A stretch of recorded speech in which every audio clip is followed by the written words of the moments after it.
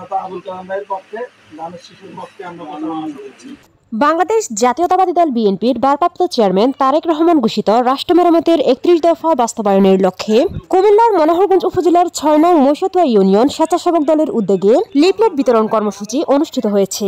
সোমবার ইউনিয়নের শামসুপুর বাজার ও হাজিপুরা বাজারে এই লিফলেট বিতরণ কার্যক্রম পরিচালিত হয়। এতে স্থানীয় নেতাকর্মী ও সাধারণ মানুষের মাঝে ৩১ দফা কর্মসূচির বার্তা পৌঁছে দেওয়া হয়। এ সময় উপস্থিত ছিলেন মনোহরগঞ্জ উপজেলা স্বেচ্ছাসেবক দলের সদস্য সচিব আনোয়ার হোসেন মোহন, মৈশতুয়া ইউনিয়ন স্বেচ্ছাসেবক দলের আহ্বায়ক মাইনুল ইসলাম সুমন, সদস্য সচিব মোর্শেদ আলম মানিক, যুগ্ম আহ্বায়ক মোহাম্মদ ইয়ামিন, আনোয়ার হোসেন, সাইফুল ইসলাম সহ অন্যান্যরা।